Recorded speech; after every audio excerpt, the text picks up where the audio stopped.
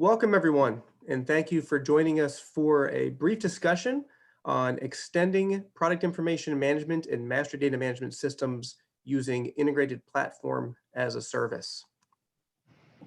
The speakers today are going to be David, Martin, and myself. As a brief introduction, David Howard is a solution architect with WindShuttle Enterworks, and will be adding value around the PIM and MDM layer. Martin Hughes is a senior software engineering manager at Monotype, where the main part of this discussion will be as Monotype has put in the Enterworks platform and the MuleSoft iPaaS platform. And myself, Tom Williams, I'm the Vice President of eBusiness at C2, and C2 was the implementation partner for Monotype with Enterworks and MuleSoft. So with that, we'll go ahead and jump in. I'm going to turn it over to Dave for a real quick introduction to who WindShuttle Enterworks is. Thank you very much, Tom. So I'm David Howard, solution architect with the WindShuttle Enterworks organization. And I wanted to spend just a brief amount of time to explain to you that the Enterworks platform is not just a hub for better business solutions, but better data as well. At WindShuttle, we feel pretty strongly that process and data are interdependent with each other. So our platform allows you to pull information from multiple data sources, manage and view it across various organizations and approval sources within your environment. And then once that information has been enriched and edited to meet your business needs, it can be sent to any data target to make sure that the data that's being utilized downstream has been appropriately validated and is accurate in its content. Next slide, please. Our company has been used in over 2,400 organizations across different verticals and across different industry domains. We are trusted across 25,000 business users and have a great deal of expertise in implementing solutions like this, not only in a standalone fashion, but as you'll learn a little bit more in today's presentation, in an iPaaS environment as well. Excellent. Thank you, David. Just a real quick about C2, just to level set so everyone knows who the players are. So C2 is a digital consulting firm that specializes in PIM and MDM solutions, commerce, cloud, and managed services. We are a premier Enterworks PIM MDM implementation partner, and very very happy to be well aligned with Enterworks WindShuttle. To date, we've had over 500 clients and done well more than 5,000 successful projects across the board. And we've been in business for 27 years, helping companies be competitive with technology.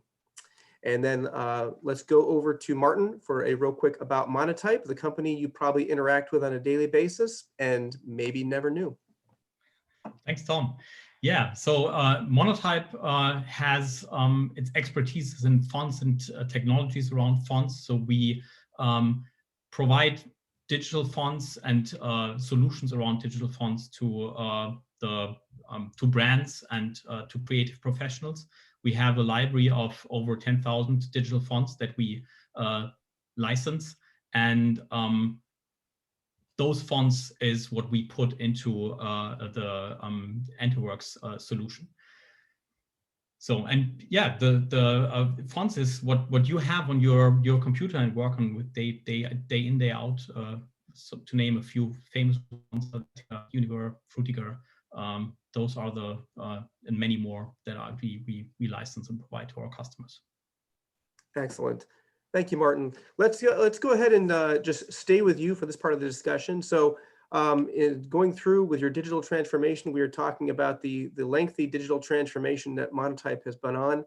I frequently tell my customers that Monotype is the poster child for digital transformation, starting way back with striking metal fonts for the print industry, and now having, of course, transitioned to 100% digital products. Pretty amazing, and that digital transformation continues. So you did select Enterworks as the PIM and MDM solution, and also MuleSoft for iPaaS. Walk us through real quickly what the decision making was around those. So yeah, we started with a lot of many custom built systems where we manage our fonts in various product databases. all in-house developed, sometimes acquired via acquisitions of additional type foundries. And the goal was to re-platform this, and instead of building, again, a completely custom solution with our internal development teams, we decided to leverage an off-the-shelf product information management system to manage the metadata of the fonts, contract-specific things around the fonts in an off-the-shelf system, so that we can have data model changes, data governance, data quality aspects, this expertise from the PIM, and we can focus, our development teams can focus on our main domain, which is the font expertise and providing a great user experience around fonts to our customers. Excellent. And then if you're not, in the space or highly technical, you may not have heard of the term iPaaS before. You may have heard of some of the big players out there. Obviously, we're talking about MuleSoft a bit today. Dell has a product called Boomi out there. You may have heard that name before. But really, what is an integration platform as a service? If you want to read the quote from Gartner, I think it's particularly good, a bit technical, but that's what Gartner does. At a high level, what iPaaS really does is it's sort of the third generation of integration. First generation was file drop, pick up and receive, pick up and ingest. Then we went to API, point-to-point APIs for more of that real-time integration. This takes it to the next level where everything is sort of wired into an iPaaS hub, which allows and facilitates movement to cloud. It can work pure cloud. The iPaaSes can work with integrations, cloud and on-prem solutions, and everything in between. So it's really the rise of iPaaS I see as being part and parcel to the rise of everyone moving incrementally into the cloud, more and more into the cloud. And the iPaaS solution allows for that data flow amongst all the different systems within the cloud or prem or both. So that's kind of a quick overview on iPaaS. I wanted to hit this real quick again, going back to Martin, to just tell us a little bit about why PIM and iPaaS go together well. So yeah, so on the PIM aspects, I already mentioned some of it is for us. It was the data consolidation, having a single source of truth, and the flexibility to manage and extend the data model to store the product information, and also have the UI, or automatically have the UI to work with the data, so we don't have to build that on our own. And we have different inputs, different sources for our data from external vendors that submit data. And we also have various systems where our data needs to go to, or digital commerce platforms, subscription services, and so on. And that's where the iPaaS platforms come into play. They allow us to have flexibility in managing and scaling the integrations, especially those outbound integrations, picking data from the PIM systems and provide the data into legacy systems, but also newer technologies, so newer systems so it bridges the gap between legacy and newer technologies. And while it's as part of that, what we're doing at Monotype is we're moving more and more infrastructure that we have on premise into the cloud, and moving the integrations into the cloud helps with that transition. And the way the platforms work also support the agile development process that we're using via an easy CI/CD process. So that package together is just something that allows us to, in an agile way, move forward quickly and get to the results that we want to achieve. Excellent. Excellent. I want to hand the baton over to Dave. Just talk a little bit about AnyWorks and how it's, a lot of people think of AnyWorks as a PIM. It is more powerful than that, right? It's really multi-domain, and I know that Monotype has made good use of that multi-domain capability. So Dave, tell us just a little bit more about the sort of like the size and strength and scalability of AnyWorks as a platform, and kind of how that ties in with iPaaS. Certainly. So as you mentioned, Tom, AnyWorks as a platform is definitely more than a PIM. In a single platform, you actually have the ability to scale to multiple domains. And those multiple domains, it's easy to transition from a starting domain. You might start with a product domain, let's say. But since the platform is utilizing the same tools and the same infrastructure, and as Martin described earlier, some of the same user interface components, all of that translates into quick and easy transition into building additional domains as you go along. So it's able to handle that complexity because the data modeling can be done across those different domains in whatever fashion is necessary for the business. And why that is even more important is this allows them to scale over the course of time. You don't have to have a one and done type of implementation. You can start to build out your different domains over the course of time. As you get one domain ready for production, you can go live with that utilizing the iPaaS solution. And then you can start to build additional domains. And then when they become live, you can start to utilize iPaaS to move those to the web as well. So the flexibility that you have through our very robust API layer just allows that scale and agility that many companies are looking for today. Excellent. And I know that as we kind of get to our final slide here, I know that Martin, you guys made use of the, kind of beyond the product domain, right? PIM being product information management, and you went beyond that. I mentioned before that Monotype has transitioned from a company that used to do metal fonts, metal dies, to 100% digital. Before we jump into the lessons from the street, what are a few of the additional domains that Monotype actually brought on? So yeah, the central domain is obviously the font as a licensable product, but to that font, in order to distribute it, we need to manage contracts that we license. Some of our fonts are also licensed from other type foundries, and when we license the fonts, we pay royalties. So managing those contracts, that's one other domain that we have to deal with. The master data of those foundries that we get from is also something that it's related to the fonts, of course, but it's also a separate domain. And then obviously digital assets, the license text, that the end user license agreements that a customer has to agree to depending on what license of a font he obtains. All of this is kind of our pieces of the puzzle that are kind of like satellites around the main product.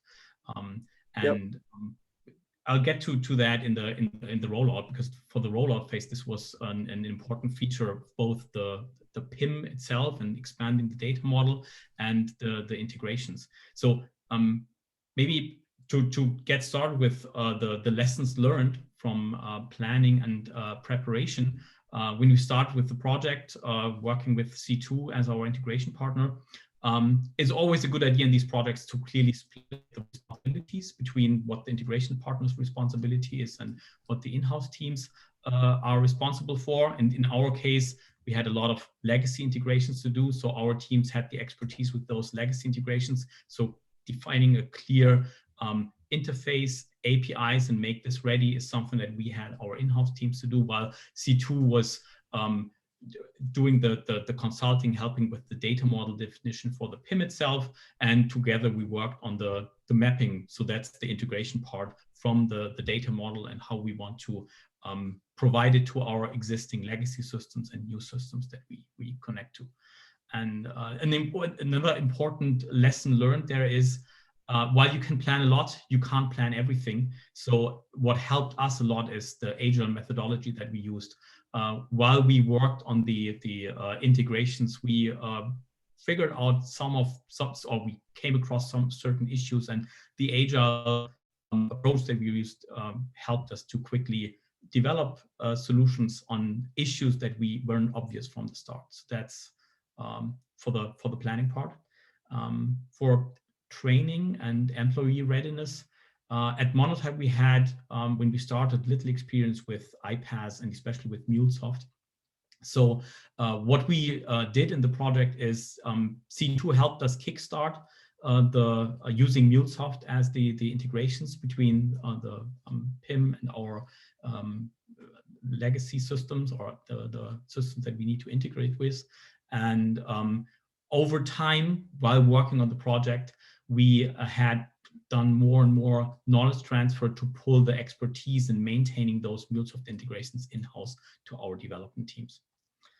And that was actually part of, or happened while we also worked on those the rollout. So we decided to go with a phased rollout because we had a lot of the different domains that I just mentioned and a lot of complexities in each of the domains. It worked really well to take a step back, think about what parts of the data that we had to deal with can be put into the PIM first and also integrated with the legacy systems. And we had it all together in the project. We did this in 6 phases. One of those phases, for example, with these contracts that I mentioned before. So we just defined the data model for the contracts, defined and designed the integrations with the legacy systems, and rolled this out to production. So it's this divide and conquer that also allowed us to report steady progress on the project. So it was not that you prepare something and for many months and then you have a big bang release. We had multiple smaller releases, which also allows you to have better control on the outcome and can steer and yeah, make changes on the go. And with data flow, so what we try to do is keep the major business logic in the MDM PIM system. So things like validation rules for data consistency, the orchestration on when can we provide data to an outbound system. We kept all of that business logic in Enterworks Enable and tried to have just minimal logic in the integrations, so that the integration is mainly dealing with the mapping from PIM data model to the destination data models, but having no real business logic in there. One challenge that we faced was with the way the iPaaS solutions work, API-based. We are missing, in some cases, the atomic transactions that you have with a classic relational database management system. So you have to deal with the situations of eventual consistency, that it's not always the case that at a certain point in time, all of the data is consistent. That has some, brings some complications with it, but it's handleable. And when it comes to data load, speed, and latency, while we are using the iPaaS hosted on a cloud platform, connecting back to legacy systems, we faced the usual issues. In one of the cases, we had to connect MuleSoft via direct database connection, via DB connector with a database. And since there were different geolocations, we had issues with stability of a VPN connection and overall slowness and connection or database connection issues. We found solutions for everything, but that's just something that you can't really plan for it, but you have to plan some time for that to resolve. That's the natural thing that comes in when you integrate new technologies with legacy technologies. Absolutely. Thank you. Thank you so much. And that takes us to the end of the presentation here. Special thanks to Dave from Windshuttle Enterworks for joining us today and helping us round that out. And of course, Martin, have enjoyed working with your teams over the last year on the MuleSoft and Enterworks implementation, and will continue to do so going forward. And to everyone on the screen here, we just hope that you got a lot of information out of this. If we're going to go to Q&A now, but if you do have follow-up questions, certainly reach out to the Windshuttle team, to Dave and anyone there at the Windshuttle team, and they'll be able to direct you to the right answers. So with that, we'll go to questions and answers. And thank you very much.